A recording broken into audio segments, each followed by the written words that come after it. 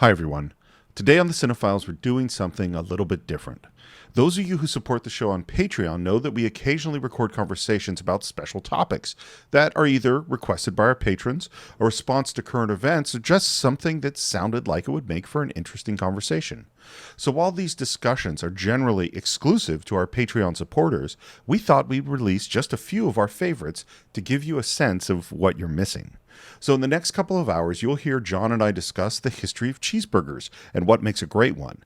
We'll talk with special guest Shannon McClung about what movie sequels we would take to a desert island. We'll talk about whether or not it's really possible to rank the greatest films ever made. And I interview John about the origins of the Outlaw, and he interviews me about, well, you just have to tune in to find out.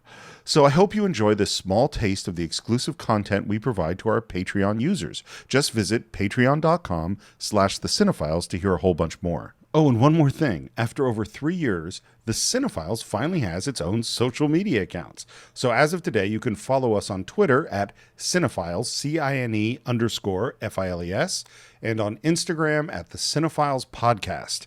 That's Cine-Files, CINE_FILES on Twitter, and the Cine-Files Podcast on Instagram. And now, without further ado, I give you the Cine-Files take on arguably the greatest American food invention, the cheeseburger. Hello, Cinephile patrons, and welcome to a special edition of the Cine-Files that we're calling the Burger Files. My name is Steve Morris, and I love cheeseburgers. Hey, my name is John Rocha, and I love cheeseburgers as well. So this came up like a month and a half ago because we were doing the Iron Man podcast and started talking about cheeseburgers because Tony Stark, the first thing he wants when he comes back from being captured by terrorists is an American cheeseburger. And I happened to mention as we discussed cheeseburgers that I could probably do a whole podcast on cheeseburgers. Right. And then Twitter and Patreon seem to be a lot of requests. So that is why we're here. I don't recall if you said you didn't like that he wanted cheeseburger. Like, I don't recall if you said he should have gotten something else. I was like, yes, of course a cheeseburger makes sense. No, I love cheeseburgers. Okay. And that's fantastic. It's that he chose a Burger King cheeseburger. Ah, that was your issue. Yeah, which is like of all the cheeseburgers in the world, why would you choose Burger King? And what we found out, of course, is that there is some connection, which now I can't remember exactly what it is, between Robert Downey Jr.'s recovery and sobriety and Burger King. And so that it was significant to him. And that is why he made sure that it was Burger King that he was eating for Tony Stark. Wow. Which, that's great. That's a great reason. I still fundamentally disagree with the choice of cheeseburger. And you don't know the healing power of a Whopper, man. Listen. With cheese. I can accept it. But I still go back to, like, is that really the best that we can do cheeseburger-wise? Well, that's fair. There might have been some tie-in, to the movie as well. I'm sure Burger King was very happy about it. Yeah. And that's something that certainly goes on in films all the time. Yeah. But we're here to talk about cheeseburgers in general. And so I've done some research, as you would expect. Of course. And the first thing that I wanted to talk about that surprised me is that the cheeseburger in particular, but the hamburger in general, fairly recent invention. Really? Yeah, probably it's a little bit vague. It was not the Earl of Sandwich? No. It was a post Earl of Sandwich. Okay. And probably got invented in the United... I mean, there were sausages and various chopped meat foods, but the hamburger as we know it, probably like the 1880s. Wow. Yeah, and there are a bunch of different claims. Probably the most important claim is Lewis's Lunch in New Haven, Connecticut. Okay. In the 1880s. And then the big place that it took off is at the 1904 St. Louis World's Fair. And it was the hot food of the World's Fair, and it swept the country after that. Wow. So that's not that long ago. No, it's true. Yeah, and the cheeseburger is even later. Wow. The cheeseburger's like in the 20s. Isn't that strange? When was cheese invented? Oh, cheese is old. Cheese is really old. Then no one thought to put cheese on top of meat and see what that would taste like? Well, I think they didn't, but on ground meat, grilled, with melted cheese on top, on bread, that's the 1920s. Yeah, because it's fascinating to me, because I see all these cooking shows now, and they put stuff on top of stuff I would have never considered putting together. But I guess back then, it wasn't quite as... you'd have to be pretty elite to be able to afford to put ingredients and mess around and cook and stuff like that. I would imagine so. Yeah, that's true. And and we live in a world where experimenting with food is high culture and pop culture. Yeah, we have 2 or 3 networks dedicated to it. Are devoted to it. Yeah. So it's the 1920s. And I've been thinking a bunch about what makes a cheeseburger special, what makes a hamburger itself special, and I have a theory that I would like to lay out for you. Please. So here's the thing, is that for those people who cook, there is always trade-offs in cooking beef. Beef has, depending on what cuts of beef you choose, there are different things you get out of it. So if you have steak, one of the great things about steaks, you can cook them really fast. You get a great contrast between nice hard sear on the outside, and then it's tender, maybe medium rare if I had it on the inside. But you still have to make some choices. So if you want the most flavorful cut, you might want to get a New York steak, but a New York's going to be tougher. Whereas if you want something really tender, you might want to get a filet, but a filet is not going to have the flavor that a New York has. So you're always making a choice. And the big compromise with steak is it's really freaking expensive. Yeah. So we can't afford to go out and buy a delicious steak all the time. It costs a lot of money. So there are a bunch of cheaper cuts of meat, but you can't cook them fast. Like if you took a roast or some ribs and you threw them on a grill in high heat like you did with a steak, they would be inedible. They would be so tough you couldn't even chew them. Because those meats, you have to cook them really slow, and then the collagens and the fat in the meat will melt, and that acts as a tenderizer, and after 2, 4, 6 hours, you get a beautiful tender piece of meat. Wow. But you can't cook it fast. And those meats are really, really flavorful, but because you cook them so slow, you're not going to have the contrast between that hard sear and that nice medium rare inside you get on a steak. So we have all of these things where you're like, well, if I want tender and flavor and the hard sear and cheap, I'm in real trouble. What solves that for us is a burger. Cheeseburger. A burger. Just a burger, ground meat. Because it's ground up, it's automatically tender. It's impossible to have ground meat and be tough. Right. And because it's ground up, we can take different kinds of cuts of meat and put them together so we can get all that flavor from one kind of meat. We can get the fat content we want somewhere else. We can cook it really hot, get that nice hard sear, and get a contrast in flavor. It solves all of our problems. Yeah. That's what a burger gives us. And then, of course, you add bread and you add cheese, you're off to the races. Right. And this is fascinating to me because, Italy was doing meatballs, I imagine, right? And Sure. spaghetti.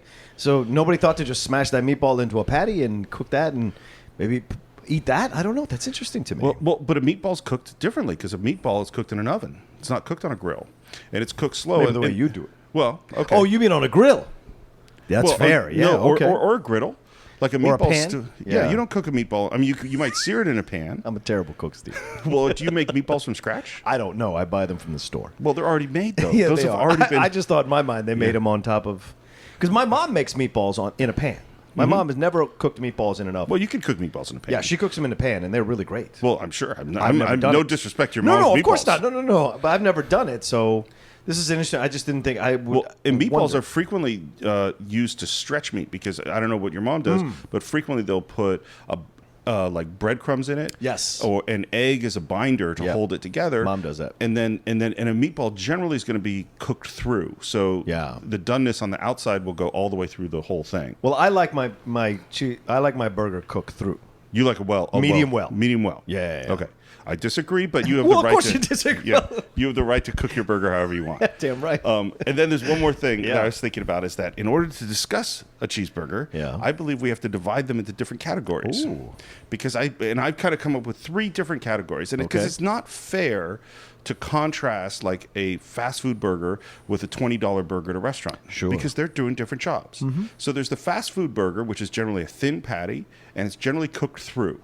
Like there's no change in doneness from inside to out, and it doesn't really matter. Inexpensive, and for that, like I don't think you can beat In-N-Out. In-N-Out as a fast food burger is great. You don't think you can beat In-N-Out? Yeah, I think is one of the best ones around. I take umbrage with that. Five Guys is fantastic phenomenal. burger. Yeah. Five Guys is almost going over towards a restaurant burger. It's a thicker patty. Yeah. But yes, I agree. Five Guys is fantastic. I'm a bigger fan of the thicker patty, which is why sometimes I'll get a double and remove the middle bread. Right. I will do that because I enjoy a double. Well, where do you get middle bread? There's only the Big Mac. Yeah. Right. Yeah, but there's not a lot of places that do middle bread. No, you're right. The Wendy's does the double. Yeah. Hardee's or Carl's Jr., whatever you like. Sure. But Carl's Jr. also has the Angus or the $6 burger, which is a thicker cut of meat. Well, and that's going more towards what I would say is the next category, which would be like a restaurant burger. Now you might have a difference in doneness. You got a thicker piece of meat. Right. The meat's maybe a better quality, one would hope. And then the third category, I'd say, is a newer one, which is like the artisanal burger, which is like that Father's Office burger. Right. It's like, if you go somewhere and you get, lamb with harissa seasoning and cucumber and feta, that's like that's going to a whole other realm. Right. Well, Timmy Nolan's, which is a place up in the valley here in L.A., they have a half Angus beef, half steak, half like ground meat burger. Like Right. it's a combo. That's Right. fantastic. Well, that's what I'm saying is that you can Yeah. take two different cuts of meat Yeah. and get different properties from these meats and give you different flavors. It's really good. There's a place in Pasadena that has a half ground beef, half bacon burger. That is not good for your arteries. What? But it is very tasty. Well, sure. Well, not, Yeah. but not if you eat it every day. It's not good for your arteries. Maybe once in a while. Oh, sure. Come sure. on now. Listen, you're not gonna. Well, I'm not going to argue that one shouldn't have a burger every once in a while. Yes.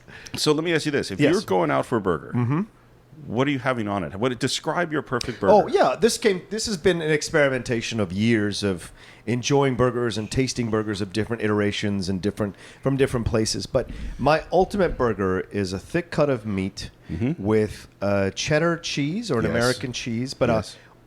like authentic American cheese, like not that Kraft singles crap, like actual cheese with bacon.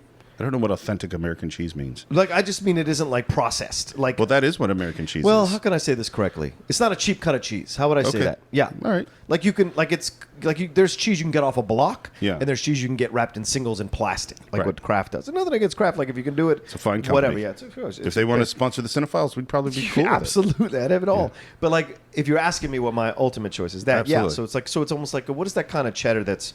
I guess I'll come back to it when I remember it. But it's a nice cut of cheddar on top, melted on with bacon, and We're right aligned, by the way. yeah, and fried egg. Oh, yeah. I love the fried egg with lettuce and tomato. I can't do Thousand Island anymore or mayonnaise or any kind of special sauce. How come? Because it makes me go to the bathroom immediately. Immediately. no good. That's That is terrible. no I mean, like good. I'm spending $15 to go right to the bathroom. You know, it just doesn't make any sense.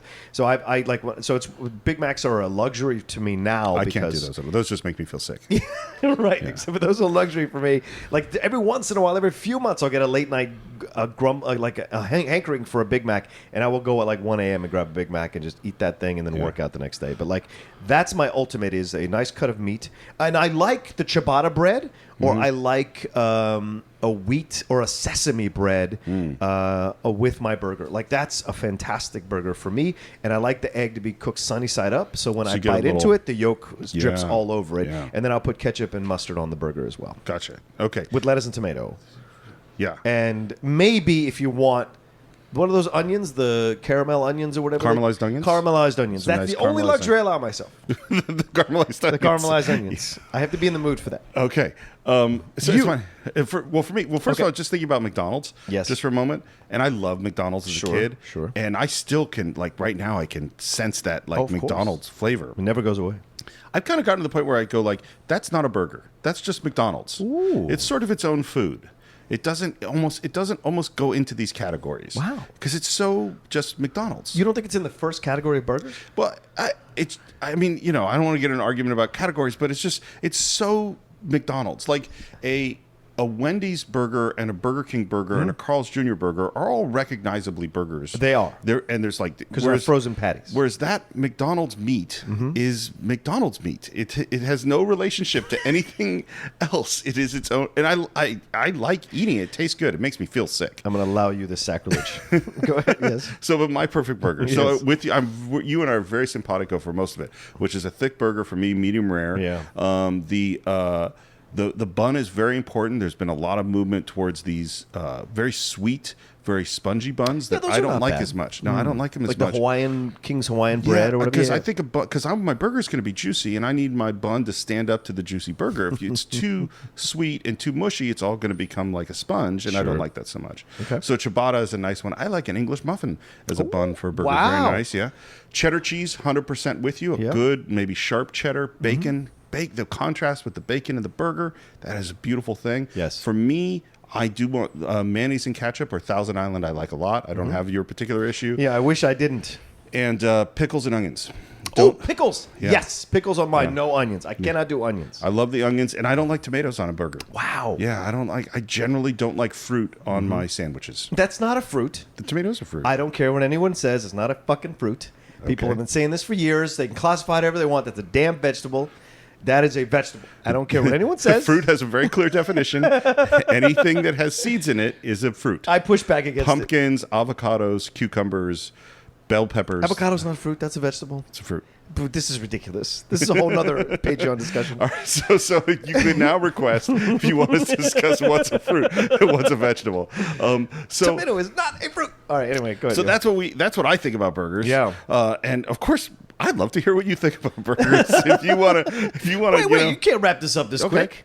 What are your favorite places to go to get? Like, what are the restaurants like you recommend? Okay. Like Guy Fieri, recommend a place that you like here So in I LA. think we hit a Or couple three of or them. four. Is like on the fast food level. Sure. I think Five Guys, In-N-Out, and Shake Shack are fantastic. Ooh, Shake Shack. I've never had Shake Shack. Oh, that's really good. Okay. Shake Shack is really good. All right. Oh, and if you're in Los Angeles, the Apple Pan, or not the Apple Pan. Apple Pan's really good in Century City. But Yes. what I actually meant to say is Pie and Burger out in Pasadena is a fantastic. It's just sort of right above that fast food level, and it's an old, 50s kind of diner place. Oh, I gotta go there. Fantastic pie, fantastic burgers. Okay. It's sort of the next level up for me. Father's Office obviously is Yeah. great. Castles, I think I mentioned when we talked about Iron Man. Right. 25 Degrees in Hollywood makes a great burger. Okay. That's sort of like, we're going to get a great piece of meat and thicker Yeah. and all that stuff. Father's Office kind of goes into that more artisanal place. Sure. And I'm not having one pop into my mind is what would be that great sort of artisanal burger right now. But there are a bunch of them, Yeah. particularly in Los Angeles. Yeah. I'm a fan of, like Steve said, I'm a fan of In-N-Out. I'm a fan of Five Guys. I do enjoy here Charlie's, which is over here at the Grove in the Farmers Market. I haven't had that. They have a fantastic burger that the LA Times covered in a 2-page article about the kind of burgers that they make over at Charlie's. They make a hell of a breakfast, but that burger is to die for. Their bacon cheeseburger is everything. I do love Father's Office. I also like to go to Stout. Stout has a really, for that egg, particularly with that egg. Yes. Which I don't love, but I appreciate why other people do. I don't love avocado on my burgers. I don't either. I don't get the logic of that at all. I never have, or pineapple. No. You're starting to fuck with me at that point, and I have no desire to do that. Let's see, what else? Oh, up the Timmy Nolan's, I guess I mentioned, has a Right, they have a fantastic good burger. burger. And then, where else have we been? Oh, You said Irv's, I remember you mentioned before. yeah, Irv's you is like. fantastic. Golden Road.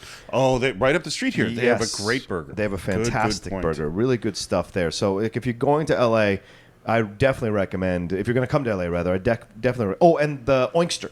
The Oinkster does Really a good. fantastic Really good. burger. So these are the places that you can go and visit and enjoy burgers. And then, yeah, like Steve said, let us know what you think. Because if you come to LA or there's great places around your area, what you recommend. Because Steve and I travel every once in a while, so it'd be nice to like find yourself in the city and go, let me try this place out. Oh, yeah, let me know. Because I have on my Yelp app, I have things bookmarked all over the world to try. That's awesome. When I hear about them. Okay, so again, all of our patrons, thank you very, very much for your support. It is very much appreciated. We're going to do more of these, so if things come up either in our shows or come up in our discussions on Twitter or on Patreon, let us know, and we'll try to do a little mini podcast about it. All right, thanks, and we'll see you back on the regular show. Hello, Patreons. We were just sitting here about to record a Cine-File episode with our special guest, Shannon McClung, and just kind of shooting the shit, we started talking about sequels and what sequel you would take on a desert island. And this started because the movie we're about to record is The Terminator, and we were talking about Terminator 2 versus Aliens. Yeah. And what was it, John? I don't remember. What was your opinion? I said if you could take one sequel between Terminator 2 and Aliens, if you're stuck on a deserted island, which would be the sequel you would take with you that you could watch over and over and over again? Right. And you both said Terminator 2. Terminator 2. Terminator 2, and I said Aliens because I don't have Edward Furlong annoying the shit out of me like he does in Terminator 2. Yeah. You can't do that. Stop it. Right. But then we started to go, wait, can we have any sequel? Yeah. Then we start, of course, And because then- we're cinephiles. We have to expand the list. And you immediately made a face Yes. that was the Godfather face. Godfather Part 2, that's just my default. But then as I thought about it more, I'm like, well, dude, would I want to watch this very serious 3-hour movie every day? Like, my only option is to watch this very serious 3-hour movie about betrayal and brothers being killed and all this, and Meyer Lansky and all this kind of stuff. I mean, it's arguably the greatest sequel ever made. Yes. If one were to do a top 10 list. Yeah, on but such I'm a not trying thing. to show off. You do that. I don't know, Steve, you're Jewish, but in Catholic school, they're like, when you're growing up in Catholic school, if if your house was on fire, what are the 3 things you would take? Right. And I always try to kiss the teacher's ass by saying my Bible. I would always take my Bible. And I think taking Godfather Part 2 is like taking my Bible out of the firehouse. Yes. Aren't you a complete special fucking lie. cinephile? Yeah, and I a special cinephile. Well, and then we started to open it up, and then I forget what the next one you said was. Well, I said Last Crusade. Crusade. Indiana Jones and the Last Crusade. Because at least, I mean, that's an optimistic film. Yes. Riding off into the sunset. To me, that's much more of a desert island movie because you would want your spirits to be kept up. And I think Godfather 2 would make me want to go choke on a coconut. Well, since you have the choice between murdering your brother and reuniting with your father, right? It seems like that's kind of a better place to end. I suppose so. Of course, for me, my brain went right to Wrath of Khan. Yeah, because Star Trek is so huge, and this is the thing I think about. This is a lot of it is what was your movie? I mean, what was like back in the day when I had more time, I would go to the video store and rent 3 movies, and there were some movies that I would rent over and over and over again. Oh yeah. And Godfather 2 was not one of them, although it was a great movie. I would rent Big Trouble in Little China over and over again. I would rent Terminator 2 over and over and over again. The Sure Thing I would rent over and over again. Princess Bride I would rent over and over again. Yeah. Right. So I want something, if I'm going to watch it all the time, it's got to give me some joy. Now, what about Empire Strikes Back?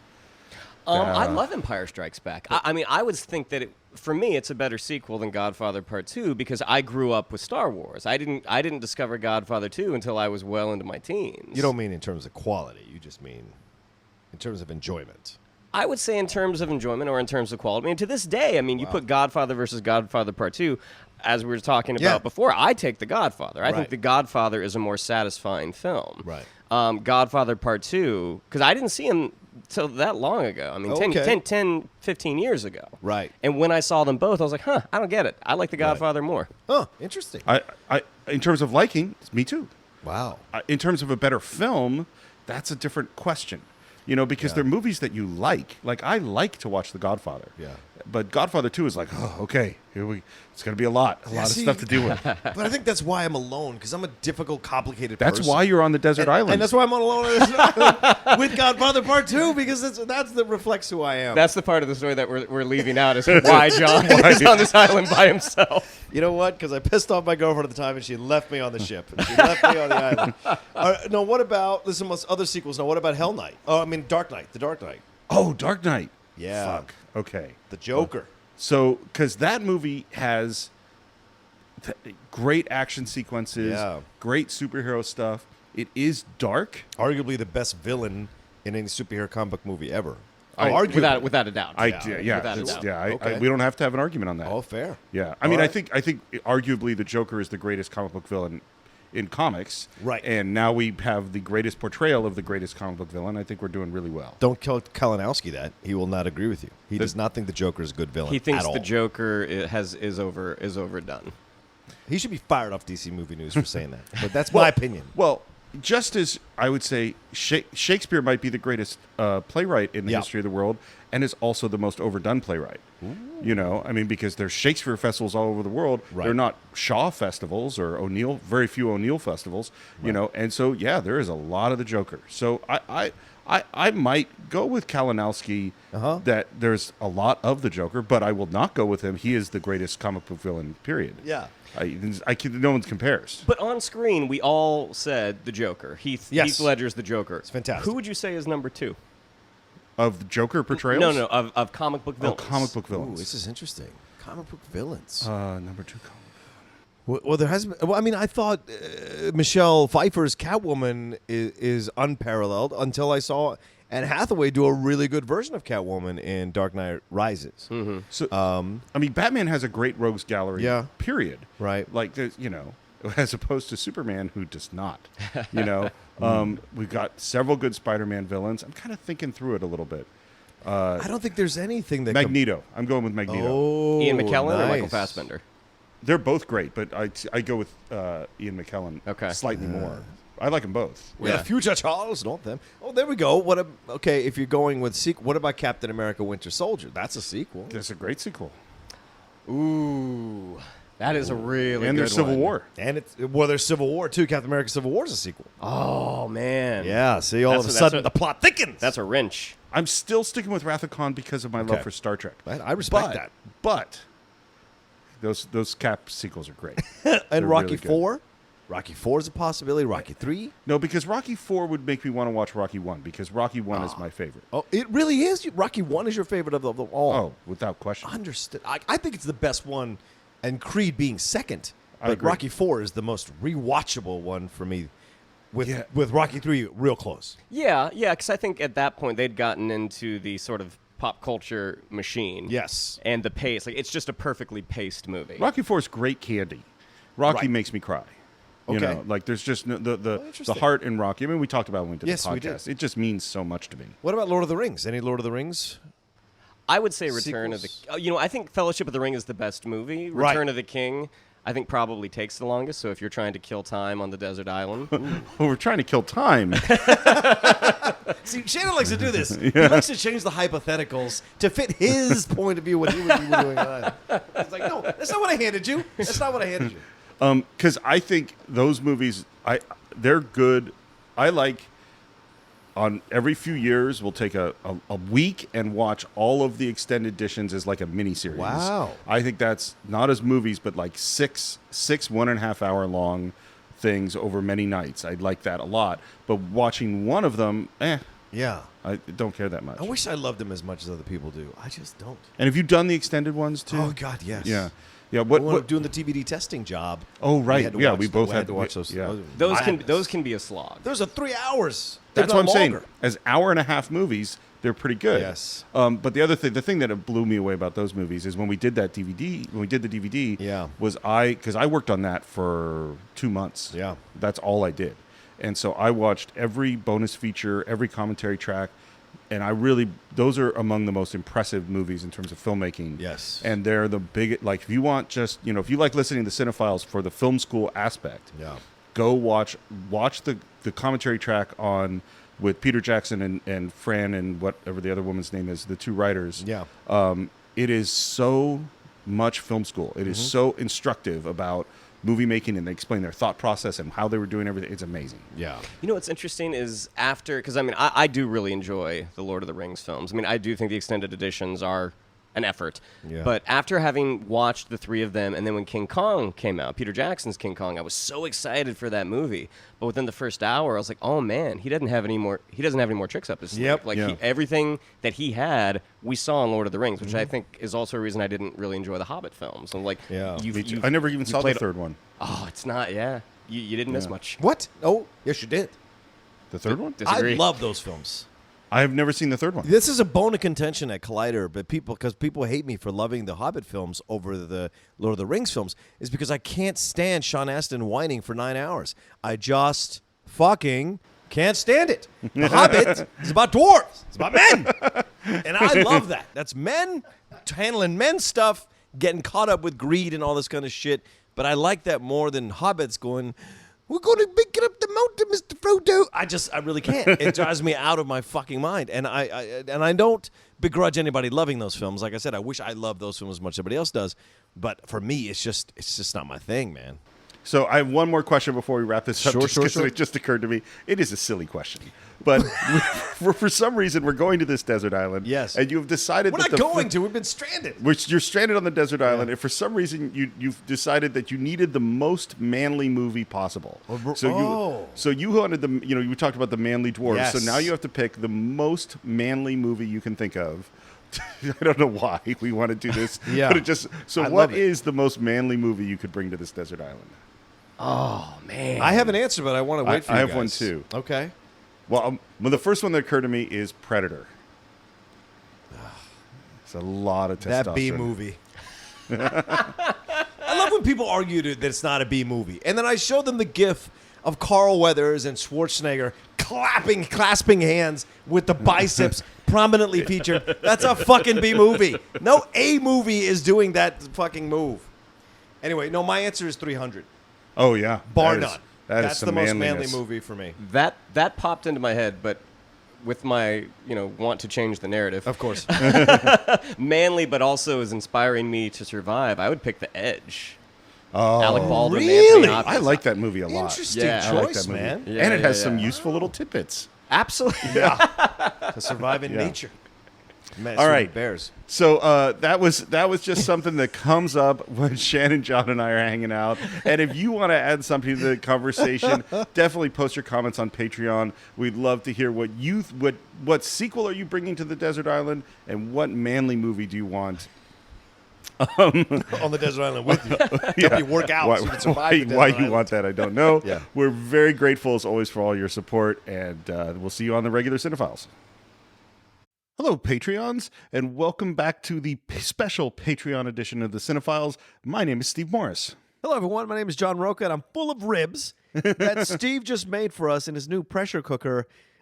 So I've got all this energy, and I got my Coke Zero, so I'm ready to go. You are proteined up. I proteined up. Where are the weights? And we were talking, it's funny. We've done a bunch of movies lately that are listed the best of this and the best of that, including, of course, Citizen Kane, which is at the top of so many of these lists. And we just did The Dark Knight, which a lot of people put at the top of their superhero list. So we did one of my favorites that you Patreons get to find out is coming up, which is Lawrence of Arabia, which also tops a lot of these lists. And this got me thinking about lists, is that there are all these things out there where people are ranking things, and it's just something I find always a little bit troubling. And I realize that I have sitting here a professional top 10 maker. And I wanted to find out, like, how do you every week do this thing of figuring out how you're going to put something on a list? You know, it's a really odd thing because, Steve, I'm not always the most organized person. No. Yes, you might find this hard to believe. But when it comes to lists, I've always been able to rank things. Like, it's been really important to me. And I don't know if it's because I was always a big fan of sports, even as a kid. Sure. So they rank things, top team, this division standings, the idea of the best team, like top 8 teams get into the playoffs in the NBA, those kinds of things. I've always just had it in my head. Hockey the same way, soccer the same way. And also when baseball is only 2 or 3, at the time, it was only the division winners that got into the playoffs and the occasional, then they started doing the wild card. You'd have the wild card, those kinds of things. And then you got the rankings in college basketball, which are really big, right? You have the top 25. And then you go into the NCAAs, and now you got brackets. You got brackets, right? Exactly, the whole nine. So all I can tell you is, for me, making lists has always been like second nature. So this idea of top 10 is like, it's really important to me. The top 10 of anything is just very important to me for you to know what your top 10 are. And I find as I've gone through life that some people are really intimidated by making lists of things because they think if I put it in, if I rank it, I'm hurting the feelings of anything that I'm putting below it, or if I'm not ranking it high enough, it might look bad. The people are very like, I recently was on a date with a young lady, and I said, what's your top 5 favorite movies? And she's like, oh my God, I can't even top 5. And she goes, no one's. Do you know that? I go, well, yeah. And then I rattled them off, and she goes, what? How did you say, like, have you heard my podcast? Yeah, right, exactly. Well, we hadn't got to that point, but yes. And then I told her about it. I said, well, that didn't make sense. But no, for me, it was second nature. So when the idea of top 10 came up, Matt is the one that worries about his lists more than I do. Matt is working on his list up until we start to record. So for me, it's just always been a natural thing. Yeah, it's so funny because I don't know if I'd ever thought of it as I'm worried about the feelings of the movie that I might, insult. I don't really think that way. Certainly I do think about, like, what will other people think? That's popped into my mind. But more for me, like, my issue with it is I always go, like, well, how can we be definitive? How are we defining our terms? Like, how can we be scientifically proving that this is greater than this? Right. It was funny when we talked about doing this.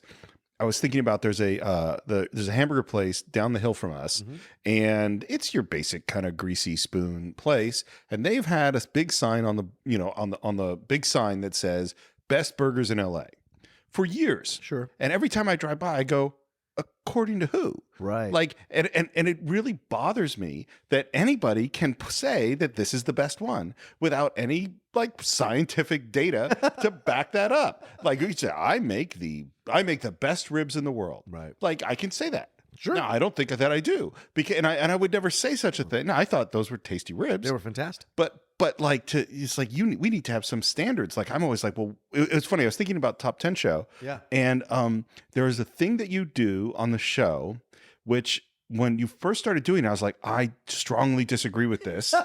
and I've come to realize why I am wrong and that what you are doing is exactly right for the show. And this is what it is. You choose not to define your terms Yes. before you break up. You pick like best sports movies or best biopic or best whatever. And then you and Matt go and how you define that, whether we include documentaries or whether this has to be based on real life or not based on real life or whatever it is.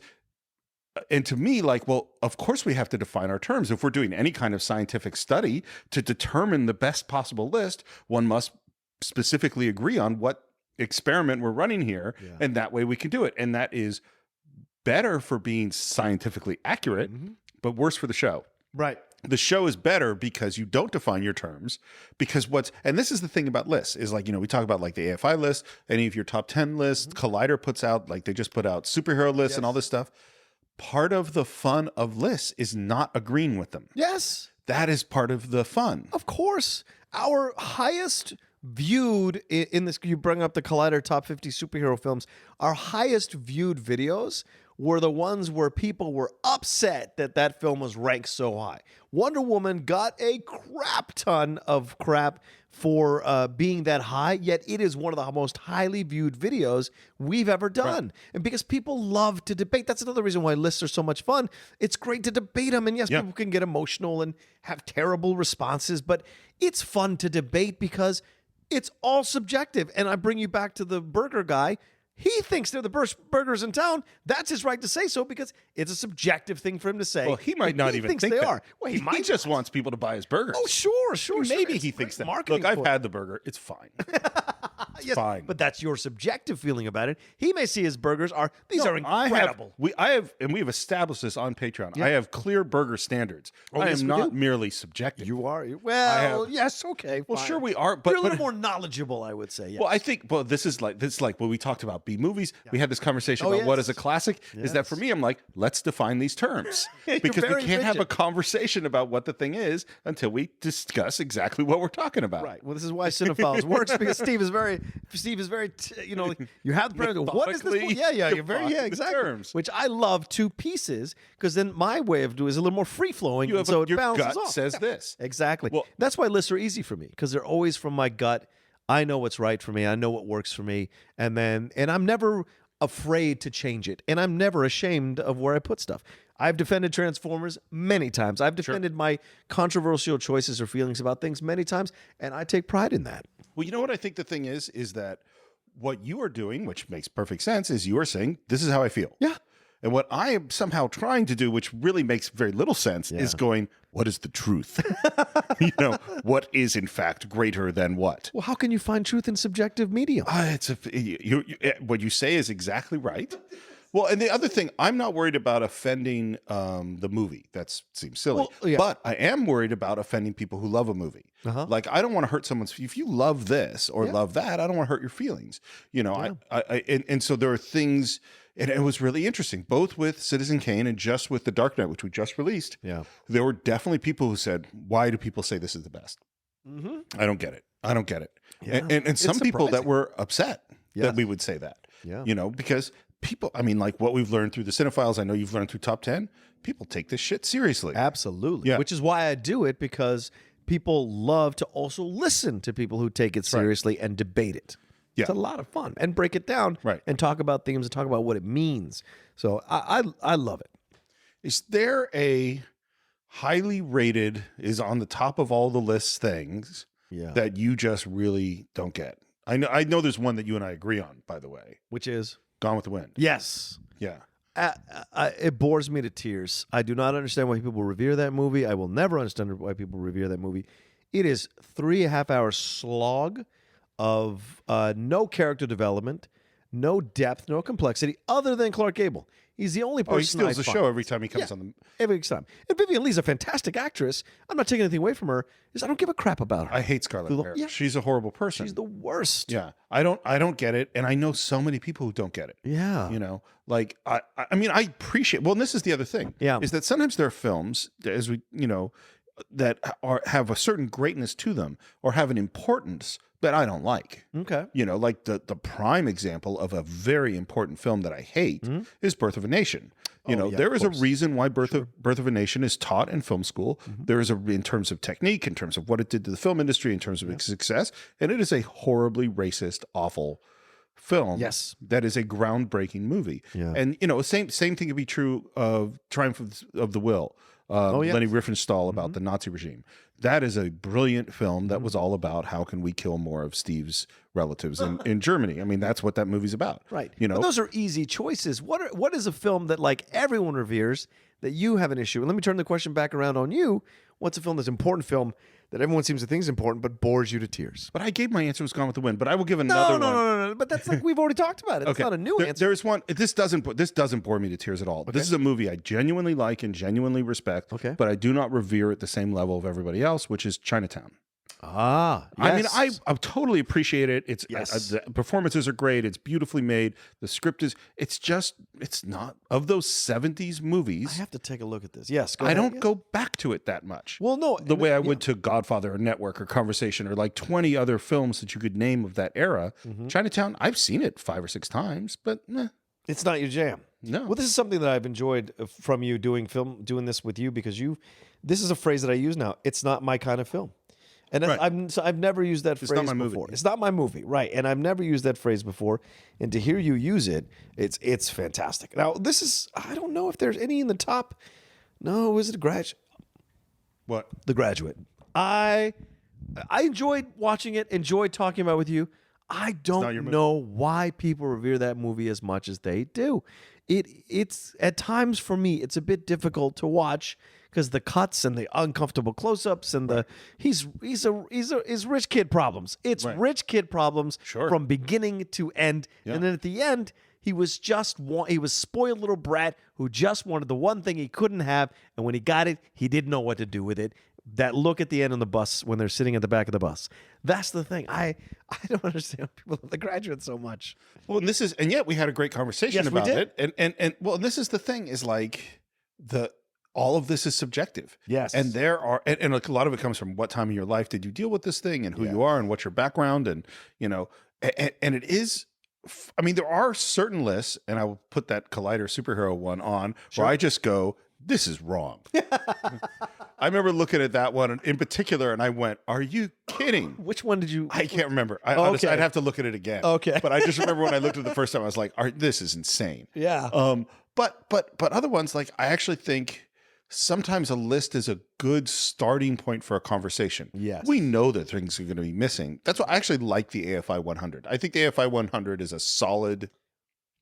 There are things on it that I don't love. Yeah. And there are things missing that I do love, but it's still like, yes, I think this is a respectful list to look at. Right, and I will say this for all my gut feeling, for all my like going with the flow, for all my like thing, my top 5 are legitimately well respected films. Right. I don't have like Major League in there or something like or Jaws even, which is a fantastic film, but I don't think it's a top 5 film ever made. You know, my films, it's Citizen Kane and Godfather 2 and Seven Samurai, Lawrence of Arabia. And the 5th is always a fluid. The 5th is the fluid one. Right. Always, yeah. Well, this is again, because I'm like, let's define terms. Yeah. Is this the greatest films ever made or your favorite films? Both. Okay. Which is the criteria for me to put in my top 5. Gotcha. Yeah. They See, are my favorite films to watch over and over again, and they're technically incredible. Like, because I struggle. I'm struggling right now going, can I give my answer? See? Like I think So many Citizen people Kane, do. Citizen Kane, I think is the most important film ever made, but it is not it's not actually my favorite. Right. I love it and respect it, and it probably is in my top 10 favorite films, but I don't know if it's in my top 5 favorite films, but it is an amazing film. I don't know who you are anymore. I know. Well, I know I did a whole shocked you. month on a film that you wouldn't even have in your Because top 5? I think because it is the most important film ever made, and because there are great stories about citizens. There's so much to talk about, and there's movies like Jaws is definitely one of my favorites. Lawrence of Arabia, then we say this word great. Well, great means size to me. Greatness means that it has scope. And Citizen Kane does not have that much scope. It's a fairly small movie, where Lawrence of Arabia is a huge movie. Like when we say a great film, like a great epic, that's Lawrence of Arabia to me. Well, when you say epic, yes. Right, yeah. When you say great, I still think Citizen Kane qualifies because it is 80 years of a man's life. No question. So to me, that's great because the scope of it is incredible. And this is why I fall apart a little, because I'm like, oh, John makes a really good point here. You know, well, and this It's a 24-year-old kid. Yeah. Well, and this is why we did a month on it. Yeah. You know what I mean? It's like because I'm such a want to even-handedly think through all the details, you know, about a thing, it makes me a little indecisive on making a declarative statement on what is the greatest. Do you think it's because you don't want to be wrong? Like I'm sure that's a part of it. Yeah, I think a lot of people when they do lists are like, okay, am I getting it wrong by putting it here? Maybe it should be lower, but no, but I really think it belongs here. So it becomes that battle within themselves. It's really interesting to watch someone come up with. Well, because you do it all the time, and you have these guests on the show, and it's just a natural thing for you. I mean, it's funny. It does make me go, I am not an unsure person in general. I have strong opinions about things, but declaring for all times that this is the greatest car chase, or this is the it's like, wait, is it? You know? Well, you know, here's one of the other ones is that, and this happens in political debate all the time these days, is people are saying no president in the history has ever done this, or has ever said, or this is the most this. And I'm always listening to that and go, have you really researched this? Have you looked to see like what James Polk did in 1847? Like, do you really? You haven't. People just like me. I mean, my father-in-law, we would go out to dinner, and he was a big foodie, and we would go out to some restaurant, and he would take a bite, and he'd say, this is the greatest piece of fish I've ever had in my life. And this is a guy who ran fish markets. Like, that was his job. And I cannot tell you how many times I was in a restaurant with him where he said, this is the greatest fish I've ever had in my life. And I'm always kind of like, do you remember 3 months ago when you said that this is a nice piece of flounder, but you really like that salmon. And of course he doesn't, because at that moment for him, it is the greatest piece of fish he's ever had in his life. And I would never say that, because I would have to really like take a minute and go, let me think about all the fish I've ever had, mentally try to compare it and go, okay, no, this is it. We found the best one, you know? And that's incredible. But I almost am jealous of him because he forgets the other fish he's had, so he can thoroughly enjoy the fish in front of him. He always made that joke. The great thing about Alzheimer's was you could re-see every movie and re-eat every meal. Falling back in love with the same woman over and over again. Yeah, sure, that too. Number 5 is Apocalypse Now. That's my number 5. It's a fantastic film. See, and that's the thing. Like, those are the films that I just know intrinsically they are my top 5 because I feel them and I appreciate them at the same time. And I go multiple times to see them here in LA because we're lucky to show. They show these films in theaters around in revival houses around town. So I enjoy. But like I said, I envy that he can experience it over and over again. That's really the joy, and really kind of when you talk about lists, for me, it's really that's the most important thing. No matter what you're listing, can you enjoy it over and over and over again? Right. That's the important part of creating a list. Of the top things that you like of anything. Yeah. So I think that's what we think about lists. I'm very curious to hear what our patrons feel about their list. Like, for instance, where do you list, I don't know, the finest podcasts ever made? Sure. That would be a good thing to list. Absolutely. If you have lists you want to share with us, I'm sure we'd like to hear them. And if you really want to get into lists and you are not listening to the Top 10 show, what is wrong with you? That is the greatest couple of hours devoted to listing stuff anywhere on the interwebs. That's very kind of you to say that. Yeah. And if you have any other comments, please leave them on Patreon. And once again, we thank you very, very much for your support. Thank you. And we will see you at our next Patreon talk. Hello, patrons, and welcome to a very, very special edition of the Cine-Files on Patreon. I'll tell you how this happened. I called up John and I said, hey, how about I come up with an idea to talk about on Patreon, and I won't tell you what it is, and you come up with an idea, and you don't tell me what it is. And he said, with I would say a fair amount of trepidation, Yes. okay. I was changing windshield wipers on my car. I was caught unawares at the bagel shop. And by the way, I did figure out how to change the windshield wipers. I watched a YouTube video. So I don't know how we live without YouTube videos. I've used it all the time to do stuff. I think that's our dads got lazy, stopped teaching us. Go watch know YouTube. exactly. That'll teach you. Yeah. Anyway, and so Steve brought this up. So I spent the next 3 hours thinking about how to go about doing this. So And I'm sure wondering what I was going to ask you. yes. This is what I would like to ask you. And this just one question? Well, no, it's okay. a whole set of questions. Is that, we spent so much time, so many hours over the last 2 years now talking about movies on the Cine-Files. And yet there is a whole other part of your life that we don't get to discuss. And I wanted to ask you about the Schmodown. Is that I would like to kind of... Aren't people tired of this? But okay. I hope our fans aren't tired of it. I don't know. Sure. I mean, you I'm certainly happy to talk to you about it. I love you to death. Let's do this. You certainly... Well, like the first question I had was was trivia a big thing for you growing up? Yes.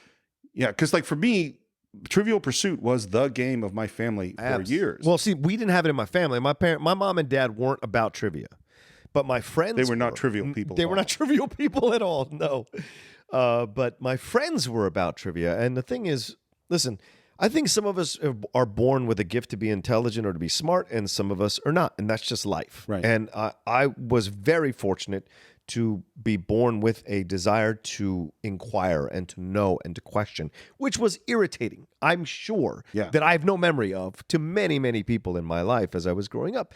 Because, I could have chosen another lot, but I wanted to know about so many things, which is why I know about so many things. And so for me, that was where it bore from. So then it was about challenging yourself with other people who knew about a lot of things. And you'd have debates and conversations and arguments, sports, politics, the world issues, what have you. I was always into it. So then when this idea of trivia came around, something called Trivial Pursuit, then you're like, what do I remember from college or from high school or from life? And so that was always fun. And then what am I weak at? Right. So we played it all the time, and we played at my house, and we played it so much, and my dad always won. Yeah. I would say in 10 games, my dad won 7, and the rest of the family won the other 3. Wow. And so to the point where my dad's goal, because those of you who play Trivial Pursuit, you go around the board, you get little pieces of the pie, you go to the middle, and you win the game. My dad's goal was to go around the board, get all the pieces, win the game, then go around the board and take out a piece at each one, and go back to the middle and win it a second time before any of us could win. win. What a terrible person. I don't mean that, but what a terrible thing to do. I mean, he was so good at it. We played it all the time, and I always loved it. Then we watched Jeopardy was always on in the house. Dad, that's the one thing. Dad and I always watched Jeopardy. My father was a sick addict to Jeopardy. Do you remember, by the way, I don't know if this is when we met, but when can you first remember me? Because I know exactly when I can first remember you. Lord, yeah, because I make stupid, crazy impressions. It relates to what we're talking about. That's why I'm bringing it up. Sorry, I didn't mean to put you on the spot. No, I feel like we met at someone's house through Vicky. Maybe Vicky's house. I think. Here's my first, because we're sort of part of the same group of friends, and Right. I had met Mike Vogel, who's been on the show, and Mike Ross, who'd been on the show 6 months or so earlier than you moved to LA, right? Yeah, Something like that.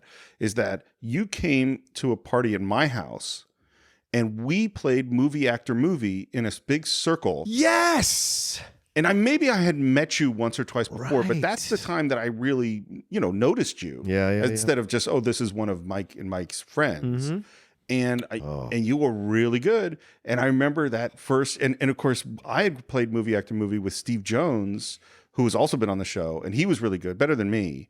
And it was, it was like, here's another competitor in this realm. And I was thinking about it. And so clearly you had played that game before. Oh, yeah. We had played it all through college. Yeah.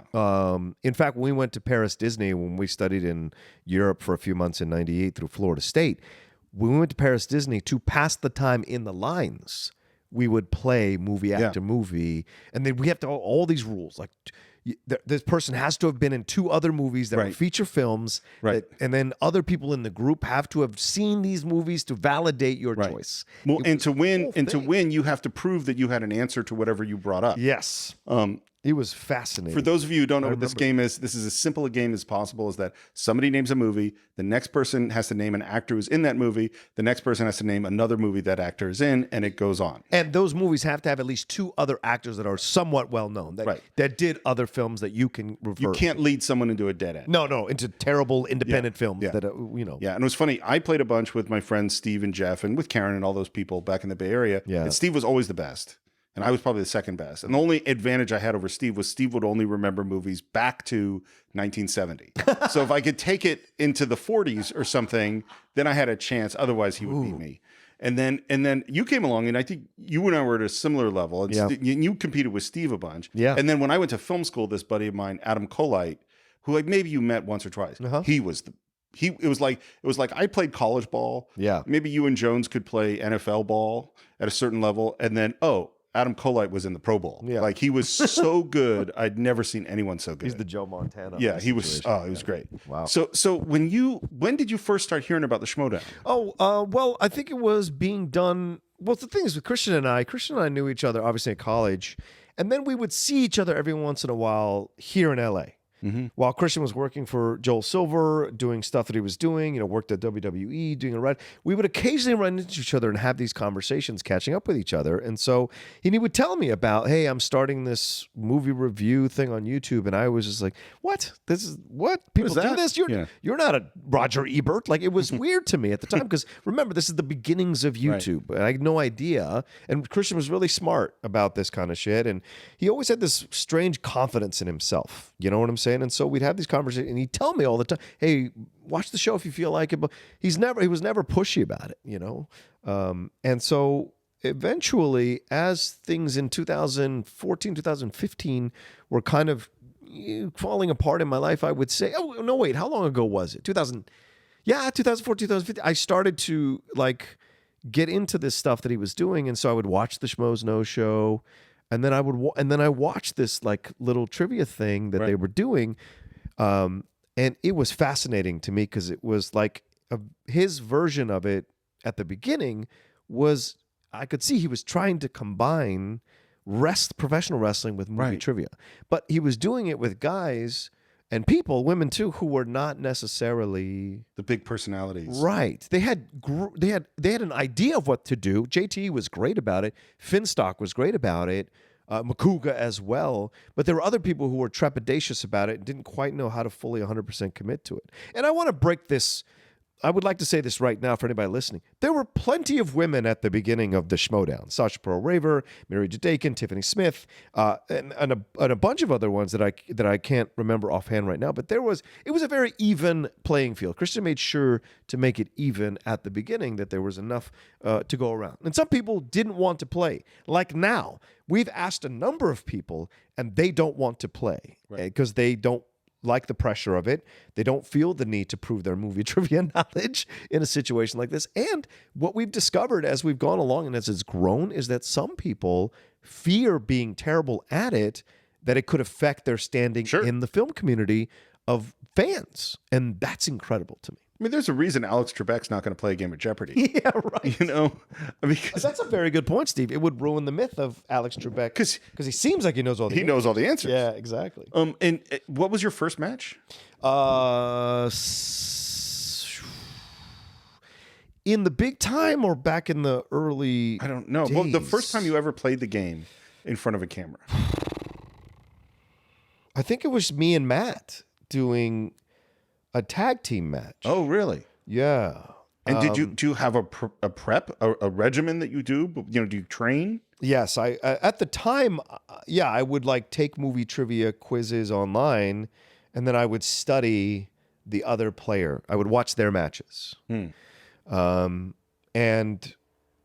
would and then I would go onto IMDb and look at movie trivia and test myself in that way. And I found this website pretty early on about it, and it has 25,000 quizzes of movie trivia, and so I would try to test myself on all that kind of stuff. But yeah, I really would like to remember my first match. I know my first notable singles match was Scott Mann, Right, of course. and that was when we put it in the studio at Collider.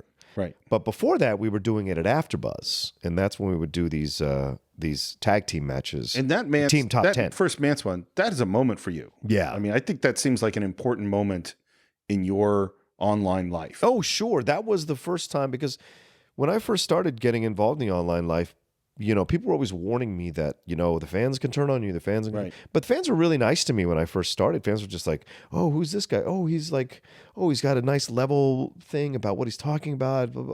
I tried really hard not to be offensive when I first started. And at times I was stepping on my own opinions on stuff because I just kind of wanted to establish myself. I didn't want to ruffle any feathers.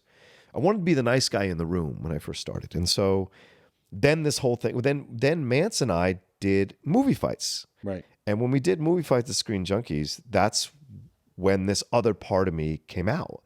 And I think because I'm that way, once I feel comfortable in a situation, you're going to let loose. Yeah, I'm going to be more relaxed. And that second movie fights at Screen, Mance and I just went at it. And I had just come out of a CrossFit class and then showered and went straight there. So my testosterone was rolling. Right. My endorphins were way high. So I was ready to battle. And Scott and I had seen Scott before. I'd met him maybe once or twice before, but we hadn't had like these great conversations. We just kind of knew each other. And then this happened. And a strange level of respect developed between us because I was willing to go toe-to-toe with him. And we're both old school East Coast boys. Right. And so, Well, what's so funny, though, is that I know you and Scott from doing Cine-Files. And you have the most sweet, honestly loving relationship with each other. I love Scott to pieces. He's an awesome guy, and it's fight for him. And it's so funny that the emergence, because when did the name The Outlaw first happen? That was when we were making the change into this idea of the Schmodown. Christian said to me, "I want to create a heel character. Right. I need a heel character to sell the show, to go to the next level with the show. Right. Finstock was fun." But Finstock was also, it could be at times offensive to women. So he didn't want that. He wanted something a little more old school heel-esque. Right. And because I'd watched professional wrestling since I was 10 years old, I knew exactly what he was talking about. So I remember we had this, I remember sitting on the edge of the couch that you're sitting now. I had my feet on the cushions and I was sitting on the edge of the couch and I was just like talking with Christian, going back and forth, and he's like, yeah, we should do something. Like, we gotta create something. And he's like, yeah, like the Horsemen. Remember the Horsemen? And that's when my mind started going like, oh, the Horsemen, right? Cowboys, outlaws. I'm a big fan of westerns. Oh, it could be that. And I remember that I had a cowboy hat and cowboy boots that my mom... Was it like Robert Downey Jr. and Yeah, Chaplin? it was like Chaplin. It was just like Chaplin, where it was in the closet. But it was just like that. And I remember I'd had the cowboy boots. I remember I'd had the cowboy hat from my mom had given me for Christmas in 1999. And I would have, because I was really into westerns, and she did it as a gift for me, which was really sweet of her. Custom made boots, they were $300, and the hat was like $150 or something like that. So, I remember that, and so I was like, oh, I could do that. And then I remember I had dressed up as V for Vendetta one Halloween, right. And so I had the mask there. And I remember the Guy Fawkes mask symbolizes rebellion. Totally. And so if I'm going to come in and be a heel, it'll be against the establishment of all these film critics and film pundits who had been in the industry for a while. And so I thought, well, if Christian's going to give me a little bit of leeway, then I'm going to do this. And so Christian and I came up with the idea of the Outlaw. And it's like Vince and Hogan, like who really came up with what is always going to be. And Christian and I still fight about this all the time, about who came up with what for our character, because we both just remember it. There's a lot of commonality, but there's some important differences. I mean, it sounds like it was a collaboration. It's a collaboration. I will never deny that. Yeah, I mean, it wouldn't have happened if he hadn't said, I need a heel. Yes. And it can't happen unless you actually can embody the character. Right. I mean, you got to do it and have it work. Was it scary the first time you did it? Sure. Oh, it was very nerve-wracking because you think people are going to make fun of you. And... Because you had to go full on. Yes. I mean, I've seen those early Outlaw ones. You had to... Yeah. You can't just half-ass be the heel. And you're stepping into a situation where people have already been established, like McCouga, like JT, like Finstock, like Christian, like Ellis, like Riley. These people had already been established in the firmament of the Schmodown. Here's this guy coming in who's a friend of Christian's, and these guys have all been around Christian for years, day to day. Right. Where here I'm coming in as a friend from college, and he's handed me a show with Matt Knows, the top 10 that we're building, and so I come in and they want me to say this terrible shit to all these people. So it immediately put me in a bad light with a lot of people that were around. Obviously, it worked. I mean, people fell in love with the Outlaw. People outside, sure, but people inside. I'm going to tell you the honest truth. There were a lot of people involved in the Schmodown who hated me, who didn't like me when I first started because I was so willing to tear them apart on camera, and they didn't like it. It's a because weird. they didn't know me. It's a weird world. I mean, like the world of, I'm too sensitive on some level where it's sort of like, what is real and what is not real, and playing with it and having fun with it. Right. It's like the idea of a roast. Yes. That's it. And I've watched a bunch of them, but mostly that just seems like a horrible thing to do, Yeah. Because I remember a good friend of ours decided to have a roast for his 50th birthday. Yeah, Paul. And I was like, if it's really real, that's the really good stuff. Yeah. But if it's really real, it could hurt. And how do you know exactly where to? And I think that's what happened, and that's just between friends. Yeah. When you roast between friends, it can be hurt. I imagine a stranger coming in and doing that and saying here's these the worst things. moments in your life. Let's talk about them. Right. And Christian is goading me, going, yes, go further, go further, because he wants to establish that. Sure. And Christian deserves a lot of credit for those promos in terms of he would guide me. A lot of the words were mine, but he would give me ideas. Right. Do this. He was do being that. a director. Yeah, he was directing me through the promos. Yeah, absolutely. And then I would do them, and they would edit them and take the best ones. But like, I remember, and this is a little behind the scenes stuff. Yeah, Mance was the first match, big match, as I was establishing myself. But I didn't know what my limits were. And I come from a playful place. I don't mean anything I say, right? It's very playful in that way. But I brought up Mance's wife. Right. And In the first one. In the first one, 2 or 3 times in promos. And I could deliver them extemporaneously. Like if you go back to the old school movie talks and you see me doing my promos, those are all off the cuff. None of that is planned. No, you're great like that. Thank you. And I have a much harder time.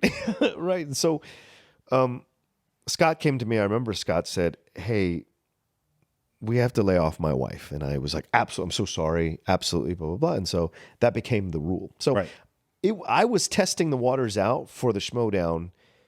I was the guinea pig for a lot of the next level of the Schmodown. All those guys built the Schmodown, Riley, Finstock, JT, of course, Christian and Ellis and all them, and all the women involved, of course, Miri and Sasha, and all them built it from the ground up. But like to go to the next level, that's what he wanted. And so I think I had a part of that. Riley had a part of that. Merle had a part of that. And then eventually the Patriots as well. So we took that thing. We took it into the stratosphere together, all of us. Right. And so, but I was the first heel, full-on heel. Right. And so I risked taking a lot of shit. And the fans turned on me online in a way that I'd never experienced before. And so...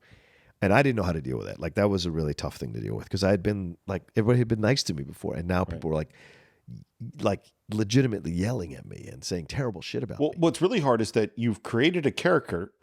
Yeah. And then and then people are saying that character is you. Yes. And the thing is like, I will say is that there's certainly some Rocha in the Outlaw. Sure. And there's a bit of the Outlaw in Rocha. Yes. And so there are parts of it that are you and there are parts of it that are not you. Right. But someone on Twitter, they don't know that. No. They're just reacting to what they saw. And some people would come at me thinking they were coming at the Outlaw. Right. And I'd have to be like, well, no, you're coming at me personally. Right. And so that was the thing. And then they'd be like, no, I was just coming at the Outlaw. And I'm like, but I don't know you. And who the hell are you to think that you can come at me in this way because you saw me on a screen? Like, that's the thing that I had a hard time understanding is the fans thought, well, I know him because I've seen him so many times. I'm going to speak to him in a familiar way.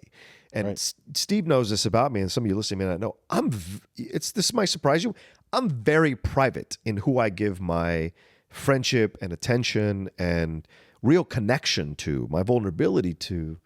So when fans were coming and speaking to me in a familiar way, it threw me off. Right. Because I don't allow that to happen in my life unless you've earned that position in my life. Yeah, me too. Yeah, so I had a lot of battles on Twitter and on YouTube with those people, and it took a while. But then eventually the Outlaw became like beloved because I started winning. And after the first match, that Mance match, that's the one that could have broken me, but it shaped me. The loss shaped me because it drove me to not lose again and to go get that title no matter what. And eventually I did. And so no matter what happens, I'm still the first 2-time champion in terms of winning the tag team belt and the singles belt. I was the first one to win both. No one had ever won both before. And so to win both was great. And to beat the greatest of all time in Dan Murrell and to beat one of the greatest tag teams ever in the Schmoes Know, the guys who started the whole thing, Right. it was an accomplishment. So what's the next match you got coming? I don't know. The loss to Snyder kind of pushes me back down into the middle of the pack, and I'm still under this thing where I have to win 3 singles matches in a row in order to qualify for a contender or number 1 contender match. Or so we'll see. I mean, for me, it's if I had beaten Snyder, I could have faced Bibiani, and then we would have fought. But I don't know what's next. I almost retired, to be honest with you, because it's a lot. It seems really stressful. It is very stressful. And maybe you'll try it someday, and you'll see how you do. If they want me, I'll do it. Yeah, and Christian's been looking at other people to bring in, so it's certainly possible. But it's a hell of a world to walk into, and people don't understand that it takes a lot out of you because people get super depressed afterwards, man. I mean, No, well, that's what's crazy. It is a serious competition. Yeah. It is treated seriously. People put a lot into it. Yeah. Yeah. Okay, so that's what I wanted to find out. I wanted to have a little bit of conversation about that other side of your world. Yeah. Once again, thank you everyone who gives us your support. It is very much appreciated. And if you have something you want us to talk about specifically on Patreon, please send us a message and we'll be happy to do more of these. All right, and I think that's it for this time. Thanks again. Hey, Cine-Files fans, this is another Patreon episode. I'm introing this one because this one is going to be, if you listen to the one we dropped before Steve interviewed me about the Schmodown, and that gave me an idea of interviewing Steve in a different way, not with one question or one experience. I found this website that has 200 questions you should ask anyone to get to know them better. Wow. Okay. So I'm not going to ask you all 200 questions because we don't have 200 that kind of time. But I did want to. I picked out 20 questions to ask you. Oh, I like this. To like get to know you a little bit more. Because Steve and I, if you guys don't know, Steve and I have had numerous conversations, hours and hours of conversations about the world, about life, about movies, about both altered and unaltered, about everything. I don't know what you mean by that. Yeah, exactly. And so I thought, well, this is interesting. And every question I chose is a question I legitimately want an answer from. Okay. That I don't know the answer to. All right. So so strap in, sit back. And this could be longer answers, could be short answers. It all depends. And we'll see if Steve can think on the fly as well. We'll see. And so, all right. First question is, what fictional place would you most like to go to? Fictional place. Fictional place. I won't ask a follow-up question, and I will just say the Starship Enterprise. Oh, wow. Yeah. That's not even that's like you'd want to be on the ship. Yeah. Would you want to be one of the main crew members? Well, that was what I was like. Are there Yeah. follow-up questions of do I get to change who I am? Of course you get to change who you are. Well, it This is depends. your choice. It's fictional. Yeah. It's funny that you're asking me questions because I have a reputation amongst our friends Yes. as a question answer Very good asker. point. Because these rules are very, very important. Yes, I would like to be being the captain of a starship. Oh, you want to be the captain? Sure, why not? Okay. As Picard said, there's no substitute for the big chair. Would you like to, do you think you'd be a good, this is a follow, I guess, do you think you'd be a good captain, or do you think you'd be? Yeah, I think Okay. I'd be. Are you more of a Kirk or more of a Picard or I'm more of a Picard. Yeah. Yeah, I mean, everyone wants to be Kirk. Yeah. But like, I mean, you know me. I'm an introvert. I'm more quiet. Right. I'm not going to go out and and in the modern sensibility, Kirk's punch first, ask questions later. That's not my actual philosophy. It's not. I mean, I love Kirk. Kirk's my favorite captain, but I'd be more of a Picard. Fair. And I like being in the leadership. I like leadership. It's why I like directing. So, Yes. Yeah. Fair point. All right. Next question. What is the most annoying habit that other people have? There's so many, so many annoying habits. I mean, like I would say, I don't know. This doesn't really qualify as a habit, but hypocrisy is the thing that bothers me the most. Okay. But I don't think I would describe that as a habit. Do you mean inconsistency of thought, or do you mean willful hypocrisy? Well, someone saying that they believe this and acting in a way that's the opposite. Right. But what if they're not aware of it?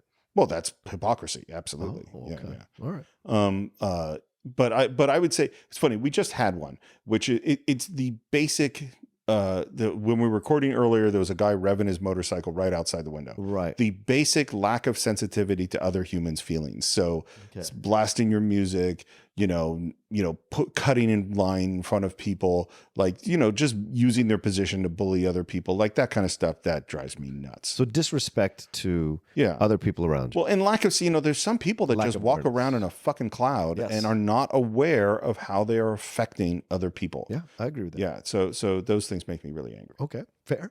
Number 3, what songs have you completely memorized? Like if you got up to sing karaoke, what are there any songs you know backwards? Some people know like that REM song, "End of the World." Some people know every word. Like I don't know every word to that song. There's a lot. There's a lot. Oh yeah. The thing is, so I don't listen to a ton of music. Mostly what I listen to are podcasts and audiobooks, which I listen to obsessively. Right. But the songs that I listen to as a kid are still the songs I love. Beatles songs, Billy Joel, Simon and Garfunkel, Bob Marley, So there's a bunch in those. There's probably, I think there's 20 plus Beatles songs that I know backwards and forwards. Okay. Is there a song that when you're like in a down place or in a not good place that you like, it's the first song you maybe sing to yourself or turn on the radio? I don't know about sing to myself. So there are certain, so for some reason, when I've had a day and I'm heading to a party, I don't know why, like when I'm stressed out and it's time to let go of everything, the Beatles album "Let It Be" is what I play. Oh. I love that album. Okay. I love "I Got a Feeling," and all those songs are just Two of Us. Yeah, Two of Us. That's a great song. Great. That whole album is just like, and it's got a up and a down because you go into "Let It Be" and "Long and Winding Road" and all that. And it's got the little weird interstitials of "I Dig a Pygmy" by Charles Hawthorne and the Deaf Aids. Right. Phase 1, in which Doris gets her oats. See, I know a lot of that by heart. Yeah. I used to listen, when I used to be angry, we'd put on Violent Femmes. That was like Blister in the Sun, that kind of stuff? Yeah. Interesting. Okay. But it's also like when Karen and I drove across the country, we listened to Stephen Sondheim's Sunday in the Park with George over and over again, and particularly the character of George, which says so much about me and my like emotional, controlled, intellectual thing. So I would sing George, and she would sing Dot. That absolutely makes sense. Yeah. For those of you who don't know, if you've ever known Steve and Karen, they're absolutely Dot and George. Yeah. I could see her being like, notice me. So I don't think I know every word of that, but I sang that a lot. So there's a lot. There are a lot of songs I actually Move On is a fucking great song. That song is unbelievable. Yep. What do you consider to be your best find? My best find? Yeah. Like something that I've discovered.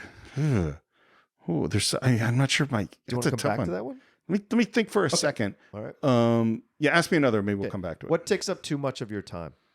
That is a really good one. Food.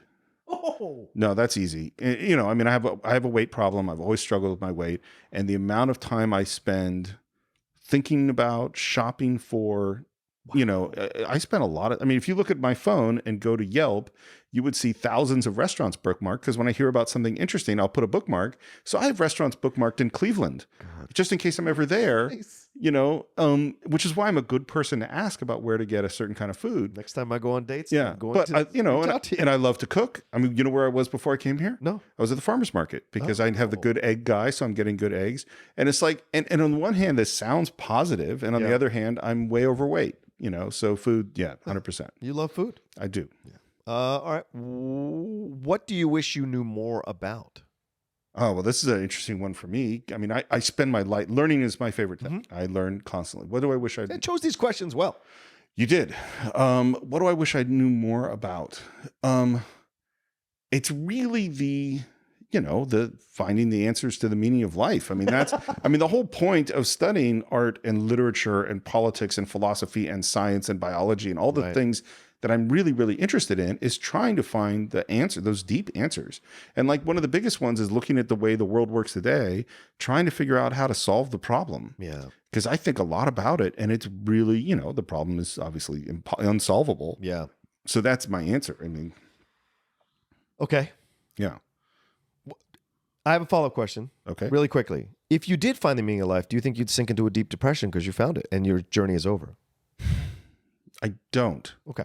I don't think so, because I think I mean, I don't know what the meaning of life is. But have you ever So found it could be really bad. I mean, there's who we talked about lots on the show, but Hoover's expression is the cerebral curse, which is the cerebral curse tends to be It's true. the people that know most about the shit are the most depressed people. Yes. Philosophers, and the more you dig into how humans work, the worse it gets. I think that's the key to my depression, to be honest with you. Yeah. Once you understand, like, because there's a great line in Annie Hall when, like, he's the kid and he's having that guy. He's like, Existential crisis. yeah, existential crisis. Like the universe is expanding. So what's the point? And his mom goes, "What business is that of yours?" Yep. And I'm super jealous of the people that are like, "What business is that of yours?" No, ignorance I is wish- bliss. There is some definite truth to the more you think about shit, the worse it gets. Yeah.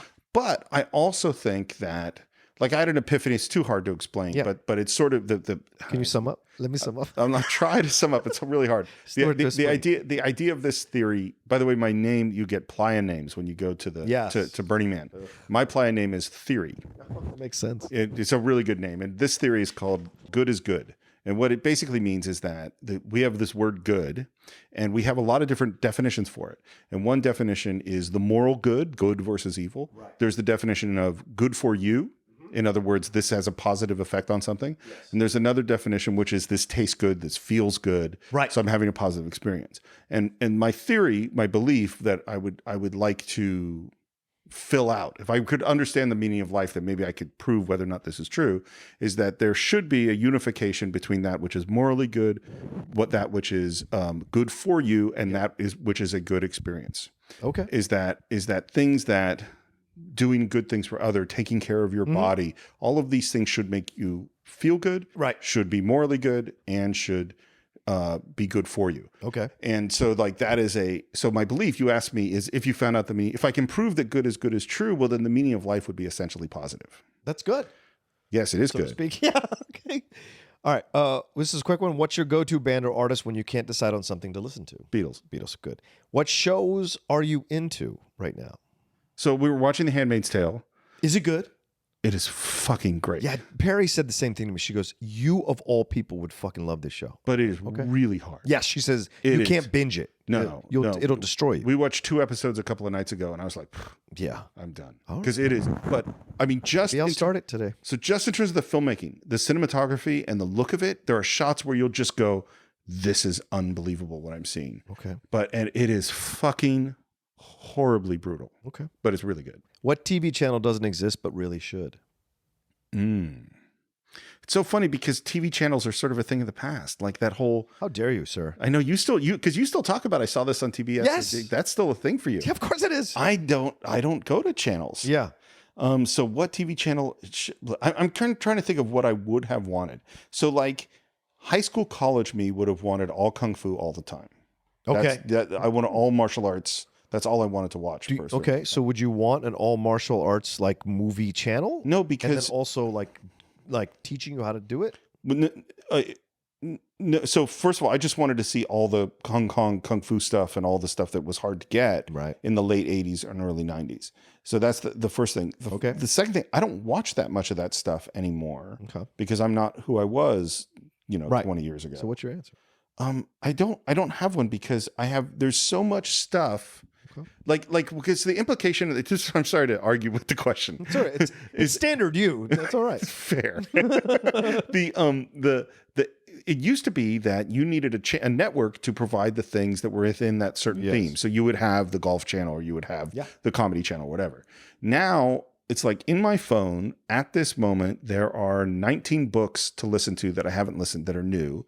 Plus I decided to re-listen to about 10 other ones. Wow. So I have 30 books waiting for me. I subscribe to 20 plus podcasts. I have plenty of stuff.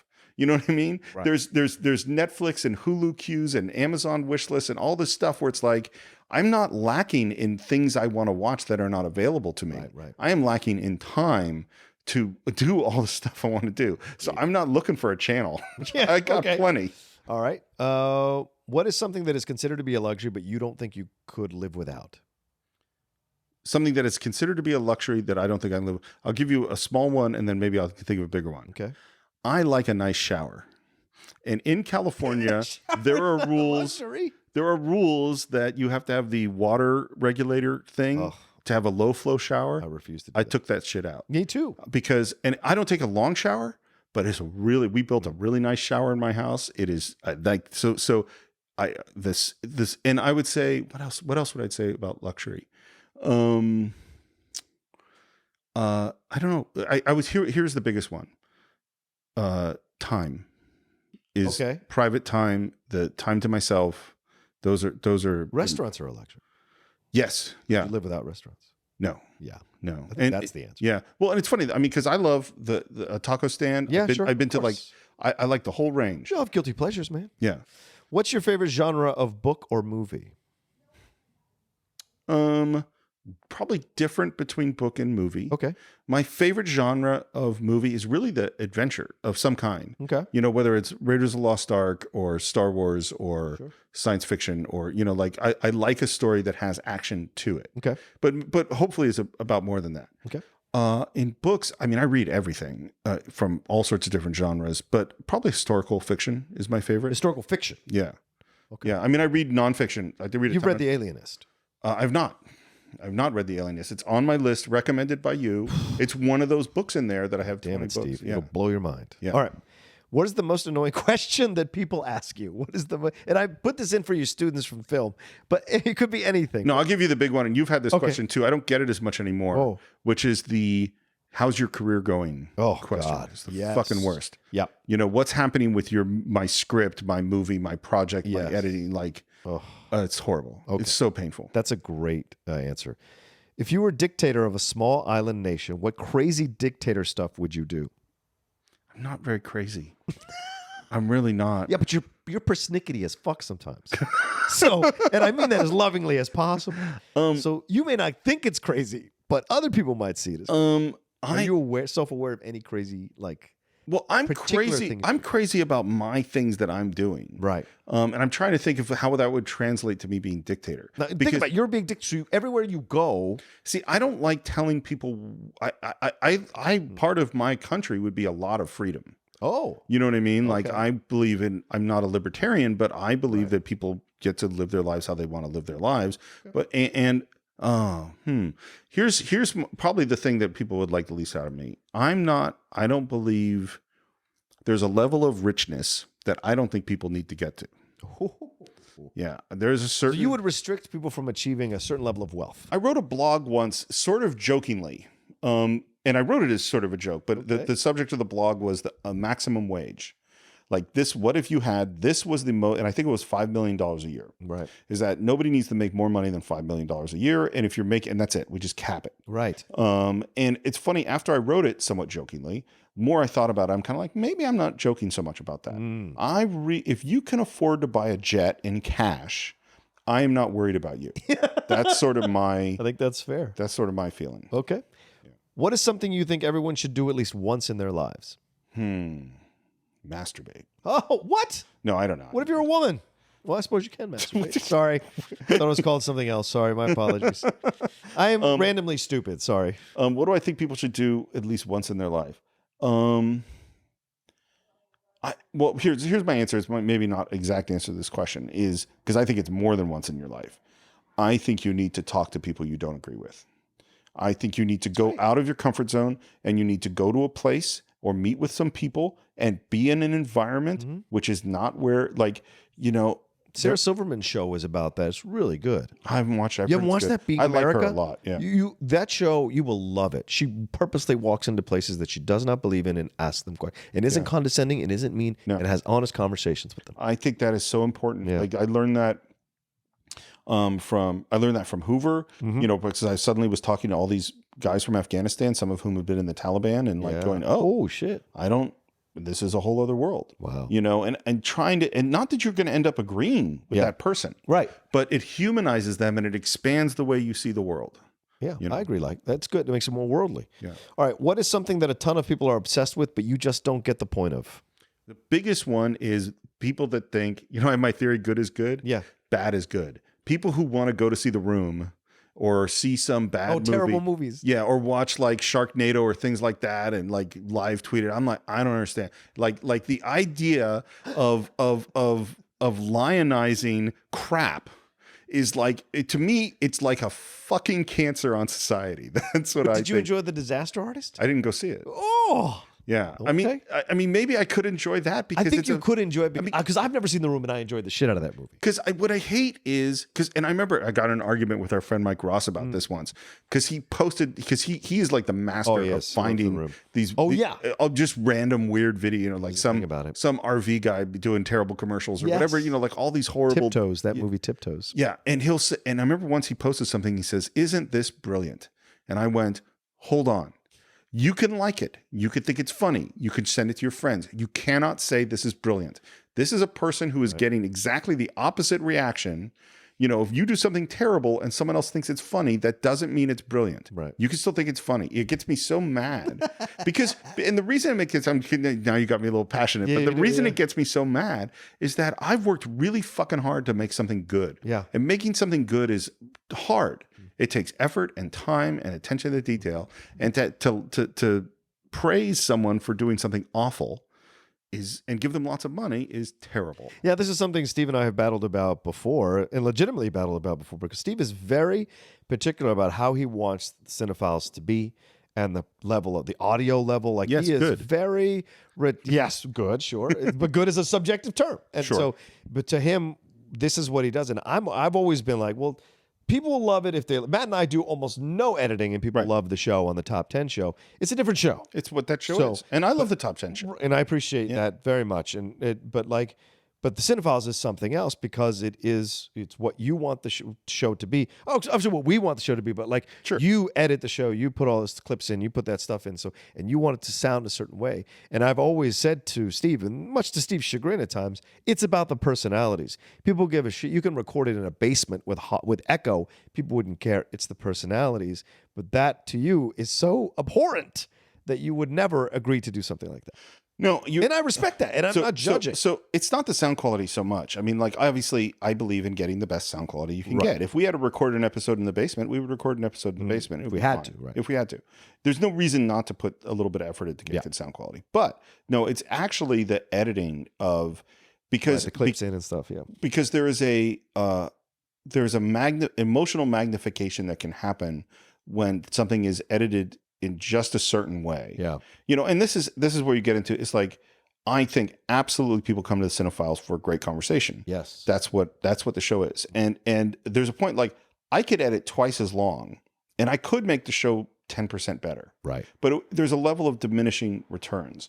And there's a certain point where it's like the liveness and joyfulness of the live conversation would go down. Right. If I tried to make it, it's like going to see a live concert, or listening to a live performance of an artist versus hearing that studio performance. Right. Is that there's something you get with George Martin and the Beatles working for a whole bunch of time, making it just perfect. Right. And there's something else you get seeing like Bob Marley perform live. Right. That's different, Right. And its thing is there's every once in a while I can get, I don't know if you listened to we just did the Gladiator one. I don't know if you listened to part 2 yet.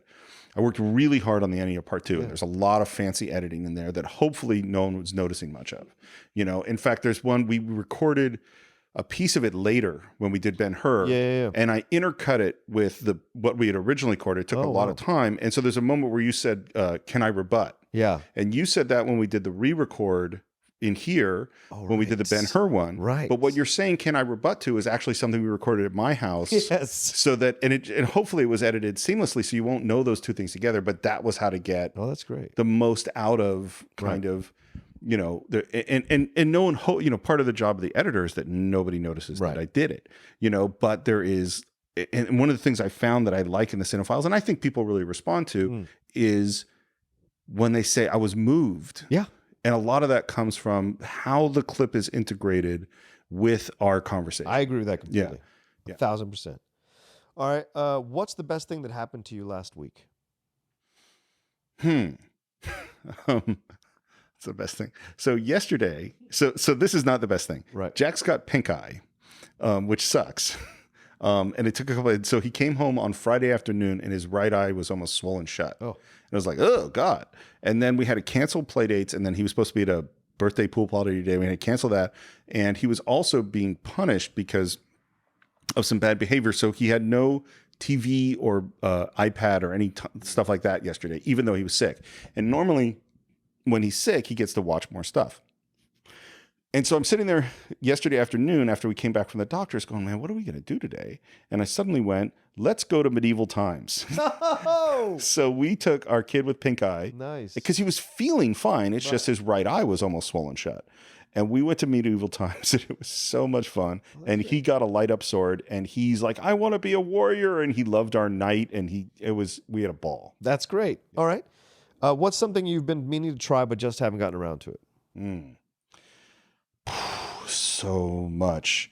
It's like the list of TV shows and movies I have not watched in the last 10 years. We're running out of is time. You got to pick one. something I've been meaning to try. It doesn't have to be TV shows or anything. It could be anything. No, I know. I'm thinking. Shark Cage.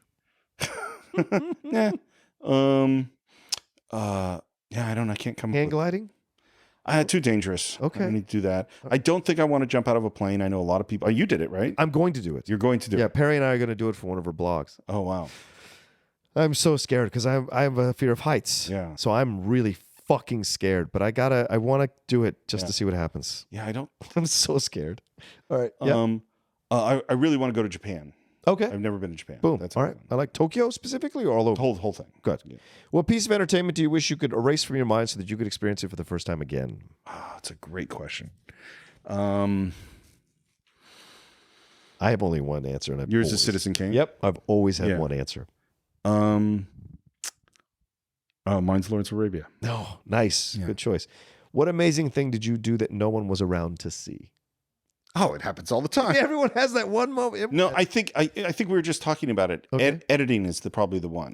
Because magical things happen when you're editing, and because editing is such an unsung. You know, when I was doing the documentaries, and there is, I've now explained it. There's one sequence in the shark documentary that is essentially completely false, constructed out of multiple moments that I put together to create something. And I really think it's seamless, and no one was there when I was. And if you watch the movie, the hope is that you would never ever know that it existed. Right. So I think there's a lot of editing. It's always a crime to me that editors aren't revered in the same way as directors and actors. But I mean, you can't be. I mean, it just because it's hard. It's a really hard art to understand. Yeah, it is. You're right. What am I? Yes. What? Okay. Two last ones. What quirks do you have? Okay, it's a long list. What quirks do I have? Five. 5 quirks. I have some social anxiety, depending on the circumstances. True.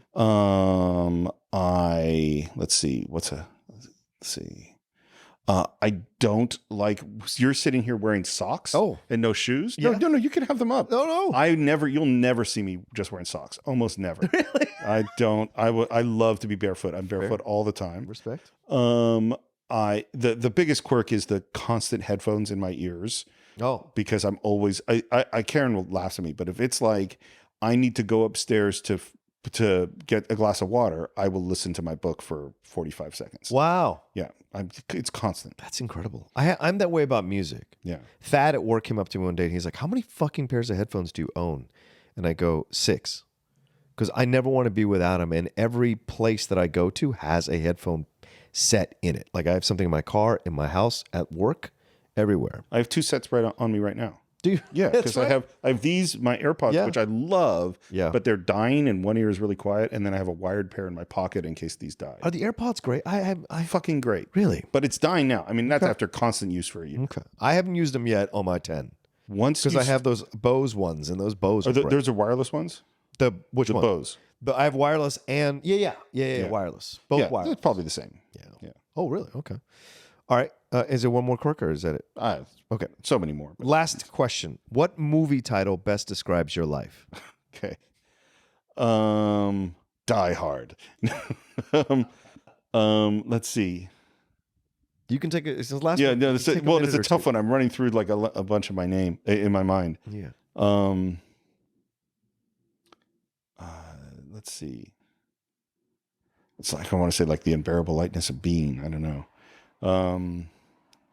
I don't know. Have you answered this question for yourself? No. Yeah. Apocalypse Now, probably. Oh, Jesus. That's probably it's probably describes my life. Dr. Strangelove. I like that. I think that's a great choice if you want to go with that. Oh, isn't there one called The Search for Intelligent Life? Yes, it's the Yeah, isn't that Hitchhiker's Guide to Galaxy or the Search for or is that the Lily Tomlin one? It's the Lily Tomlin one. Yes, that was a movie that counts. It's a movie, so I've never seen it. But Search for signs of intelligent life in the universe. Signs of intelligent life in the universe. Okay. Yes, that's going to be my answer. It. Well, there you go, Cine-Files fans. You've just heard a nice interview. Well, at least I think it was a nice interview. I liked it. Yeah, did you enjoy it? Was this good fun? Yeah. All right, cool. Of Steve, you get to know a little bit more about Steve Morris. You know, he's not just the soothing voice you hear talking and guiding you through these movies, and also giving you a wealth of film knowledge, technical film knowledge, that if you're a film student, you get what he's talking about. There is other sides to Steve Morris, and hopefully you got a nice glimpse of why we're friends, because those sides of him are interesting. And I got to know some more as well, which was great. Any last things you want to say, Steve? No, thank you. This was a lot of fun. I kind of wonder maybe someday we'll turn these questions around on you. Get your answers. Sure. Maybe I'll send me a link to the list, and I'll pick my own 20. Okay. Yeah. I'm some of down them, with maybe they'll be the same, maybe they won't. I'm down with that. All right. All right. Thanks, everybody, for listening to us and for being patrons. We really appreciate it.